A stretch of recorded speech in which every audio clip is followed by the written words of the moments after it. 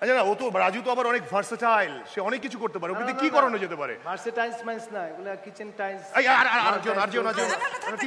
টাইলসের কথা বলা দরকার নেই। তুমি এক কাজ করো না সাজু ভাই, একটা গান শোনাও না আমাদেরকে, তোমার কোনো প্রিয় শিল্পীর গান।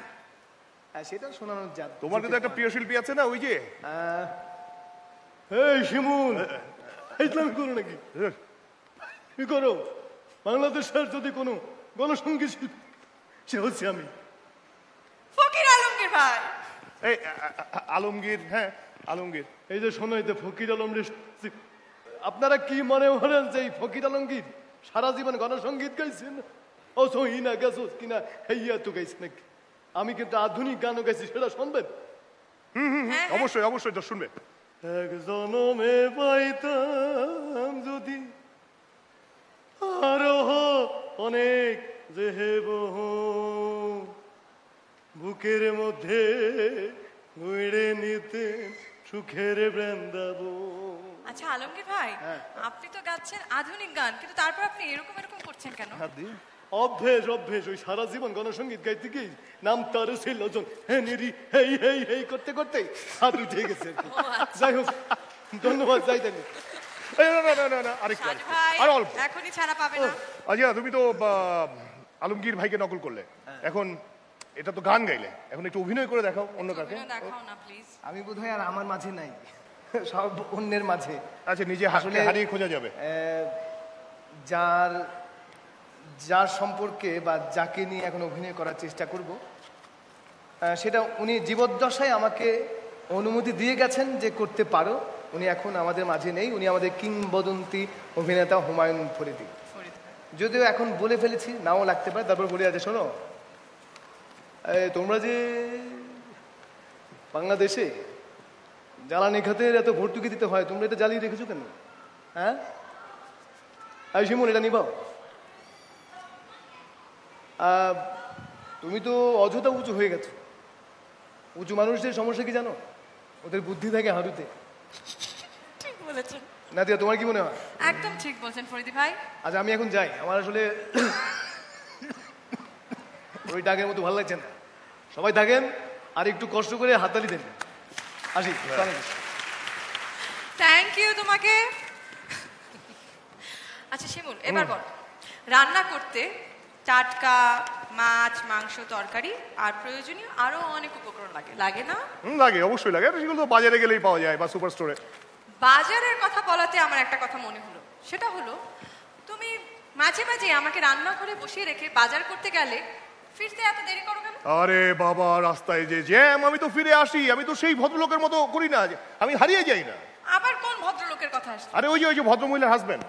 তাদের আবার কি হয়েছে? আরে জানো না, না ওই যে ভদ্রমহিলা থানায় গিয়ে বললেন যে আসলে আমার স্বামী গতকাল মাংসের জন্য পটল আনতে গেছেন, আজও উনি ফিরে এলেন না। তখন পুলিশ কি বললো জানো? কি বললো? বললো ঠিক আছে, পটল নেই, আলু টালু দিয়ে রান্না করে ফেলুন মাংস, অসুবিধা কি? দর্শক, এখন সেই মহেন্দ্রক্ষণ, সেরা রাঁধুনির এই সমাপনী অনুষ্ঠানের পুরস্কার বিতরণ। তবে তার আগে শ্রদ্ধাভরে স্মরণ করছি রন্ধনশিল্পীর পথিকৃৎ, সবার প্রিয় সিদ্দিকা কবির আপাকে। চলুন আমরা একটি ভিডিও চিত্র দেখে নিই।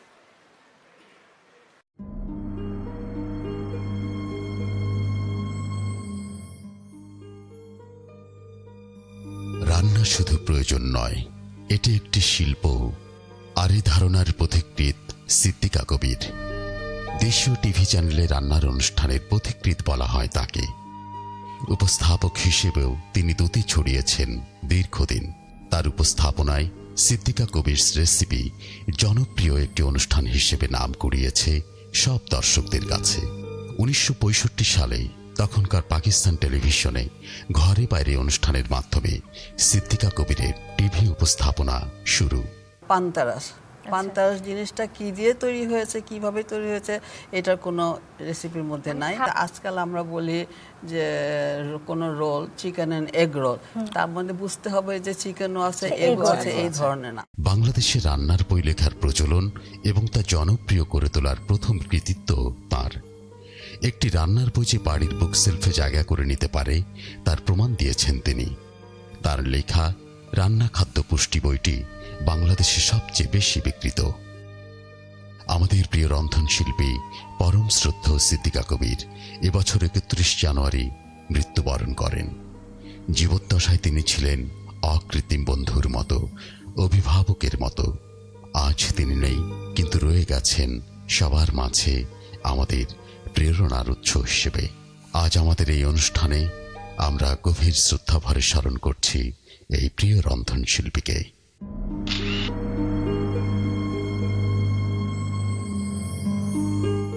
মানুষ বেঁচে থাকে তার কর্মে। আমাদের প্রিয় সিদ্দিকাপা যেমন আমাদের মাঝখানে ছিলেন, আমি বিশ্বাস করি তিনি আমাদের মাঝখানে আছেন, থাকবেন বহুদিন। চলো চলো চলতে একসাথে সারা দেশে সেরা রাধুনির সাথে। এবার পুরস্কার বিতরণীর পালা। আমরা মঞ্চে ডেকে নেব আমাদের 3 জন বিজয়ীকে। আমরা প্রথমে দ্বিতীয় রানার আপকে ডাকছি, জুবাইদা বেগম। প্রথম রানার আপ হুমায়রা রায়হান খান এবং সেরা রাঁধুনি ফেরদৌস জাহান পাবন। এবং তাদেরকে পুরস্কার তুলে দেওয়ার জন্য মঞ্চে আমন্ত্রণ জানাচ্ছি আবিদা সুলতানা এবং রফিকুল আলমকে, ফারজানা শাকিল, মুনমুন আহমেদ এবং সুজিত মুস্তফাকে। এবং সাথে থাকবেন আমাদের রাহিমা সুলতানা রীতা আপা এবং নাহিদ ওসমান। শ্রদ্ধেয়, আপনারা মঞ্চে চলে আসুন।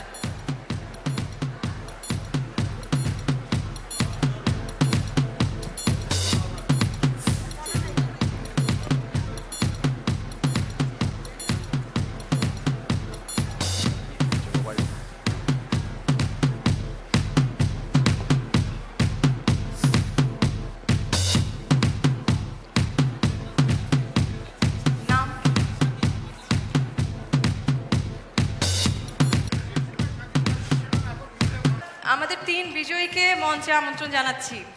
মঞ্চে আসবে ফেরদৌস জাহান পাবন, হুমায়রা রায়হান খান এবং জুবাইদা বেগম।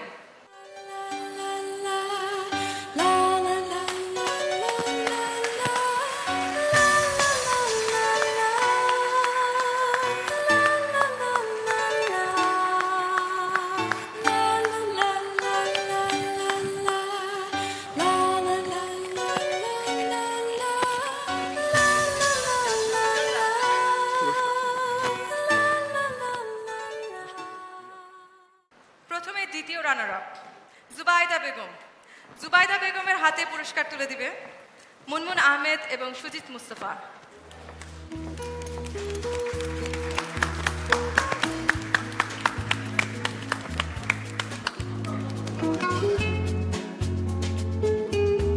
হাতে তুলে দেওয়া হলো 2 লক্ষ টাকার চেক রাঁধুনির পক্ষ থেকে। জুবাইদা বেগম, আপনাকে অসংখ্য অভিনন্দন। প্রথম রানার আপ হুমায়রা রায়হান খান।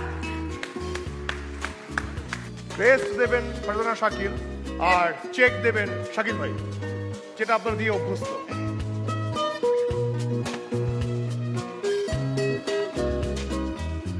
এবার আমাদের সেরা রাঁধুনি। সেরা রাঁধুনি ফেরদৌস জাহান পাবন। তার হাতে পুরস্কার তুলে দিবেন আবিদা সুলতানা এবং রফিকুল আলম। একটা গগন বিদারী তালি হয়ে যাক। 10 লক্ষ টাকার পুরস্কার রাঁধুনির পক্ষ থেকে সেরা রাঁধুনি পাচ্ছেন 10 লক্ষ টাকার পুরস্কার।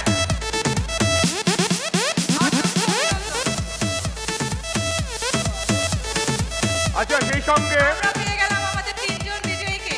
আমাদের 3 জন বিজয়ীকে আমরা মঞ্চে অনুরোধ করছি আসার জন্য, কারণ আমাদের একটা ফটো সেশন হবে।